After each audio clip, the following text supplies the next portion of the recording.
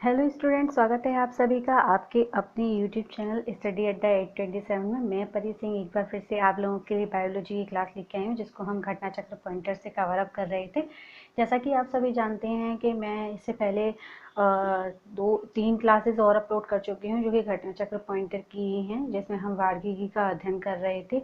वार्गिकी के अध्ययन में हम टमाटर में लाल रंग के कारण, सेब के फल में लाली का कारण, यानी सेब के फल में जो लाल रंग होता है उसके कारण, इन सब क्वेश्चंस की चर्चा कर चुके थे। इन सब चीज़ों के बारे में पढ़ चुके थे। आज हम इसे आगे पढ़ेंगे, इससे आगे की चीज़ों को कवर अप करेंगे। आई होप आपको मेरी ये क्लासेस अच्छी लग रही होंगी, और ये जो सारी क्लासेस हैं ये आपके सभी एग्ज़ाम्स के लिए बहुत इंपॉर्टेंट है।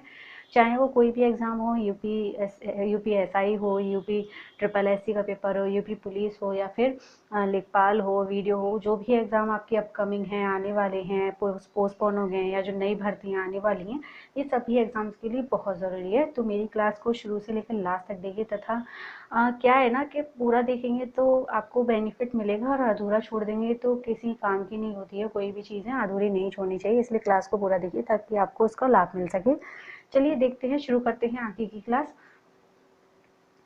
पपीते में पीले रंग का कारण है कैरिकाजेंथिन। हाल ही में हमारे वैज्ञानिकों ने केले के पौधे की एक नई और भिन्न जाति की खोज की है, जिसकी ऊंचाई लगभग 11 मीटर तक जाती है और उसके फल का गूदा नारंगी रंग का है। यह भारत के किस भाग में खोजी गई है? वह है अंडमान द्वीप।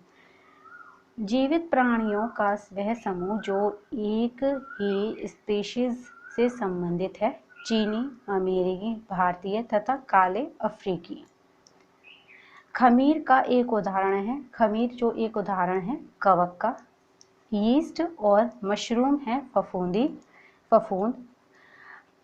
रसेदार सब्जी में प्रयोग होने वाला मशरूम होता है कवक।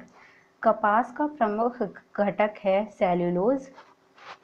लाइकेन मिश्रित जीव है जो बने होते हैं कवक एवं शैवाल से।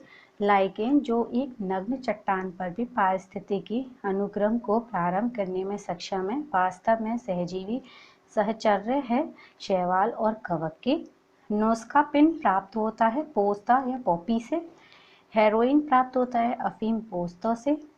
मॉर्फिन प्राप्त होता है फल से।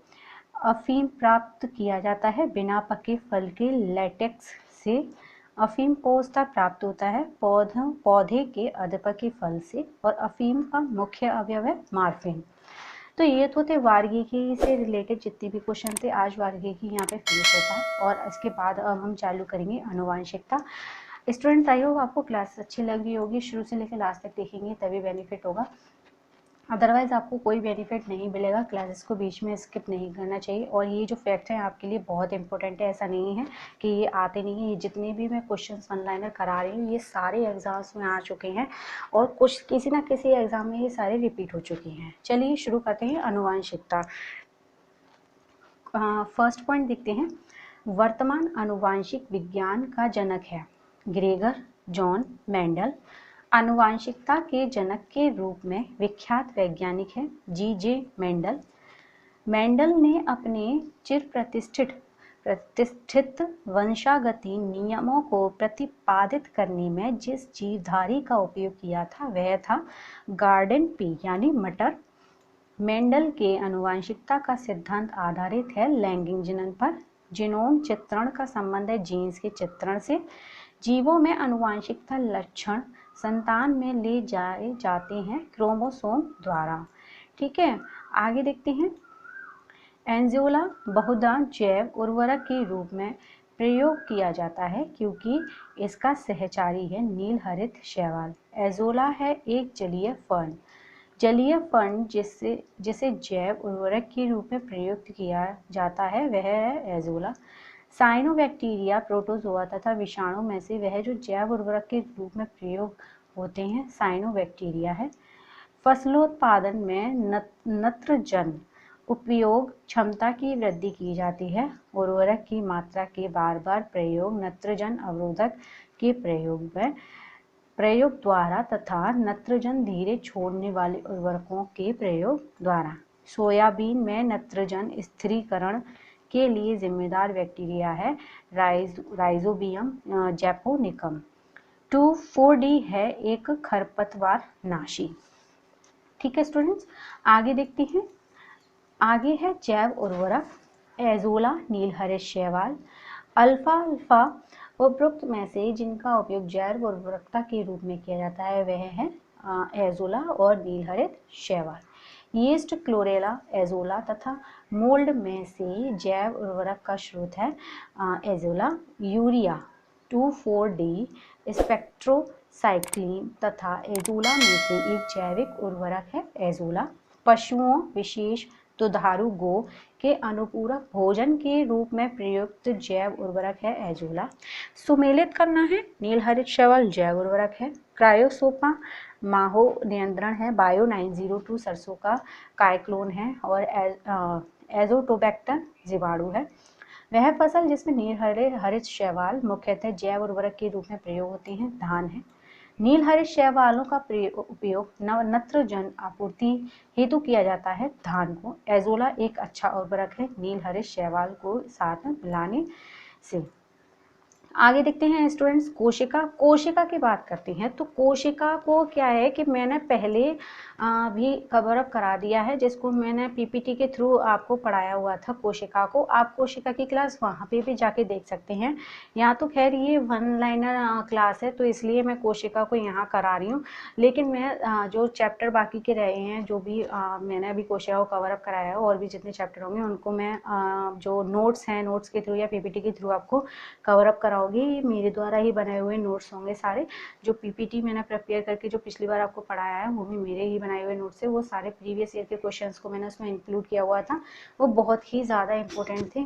अब चलो कोशिका की बात करते हैं। तो कोशिका को मैं पहले बता, तो मैं अभी इसमें थोड़ा सा और बता देती हूँ। तो कोशिका क्या होती है? देखो, कोशिका जीवन की रचनात्मक संरचनात्मक इकाई होती है, रचनात्मक और कार्यात्मक इकाई होती है।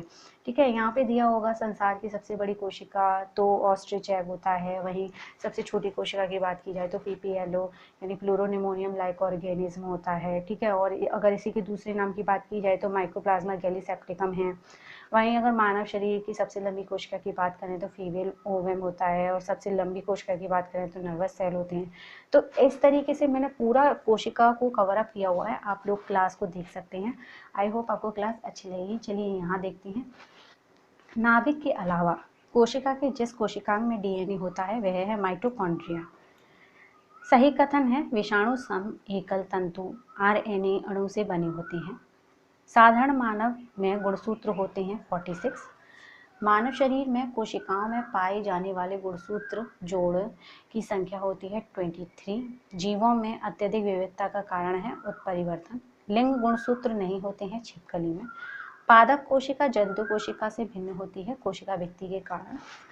जंतु कोशिका में अनुपस्थित होती है सेलुलोज की कोशिका भित्ति। जैव कोशिका का वह भाग जो पावर हाउस कहलाता है माइटोकॉन्ड्रिया। पित्तपिंड कोशिकाओं की संहति है अंडाशय में पाई जाने वाली कोशिकाओं की। प्लाज्मा झिल्ली बनी होती है प्रोटीन एवं लिपिड से। प्रोटीन संश्लेषण में सबसे अधिक महत्वपूर्ण भूमिका है अंतर्द्रवी जालिका यानी एंडोप्लाज्मिक रेटिकुलम और राइबोसोम की। आगे देखते हैं। लसिका कोशिकाएं बनती हैं तिल्ली में। स्तंभ कोशिका अनुसंधान के क्षेत्र में नवीनतम विकास के संदर्भ में निम्नलिखित कथनों पर विचार करना है। बीजपुटी अवस्था पर भ्रूण मानव स्तंभ कोशिकाओं का एकमात्र स्रोत है। स्तंभ कोशिकाएं बीजपुटियों को नष्ट किए बिना प्राप्त की जा सकती हैं। स्तंभ कोशिकाएं वस्तुतः अंतकाल तक स्वयं ही संजीवित हो सकती हैं। 4th दे रखा है भारतीय अनुसंधान केंद्रों ने कुछ कोशिका रेखाओं का भी सृजन किया है जिन्हें कई प्रकार की ऊतकों में विकसित किया जाता है।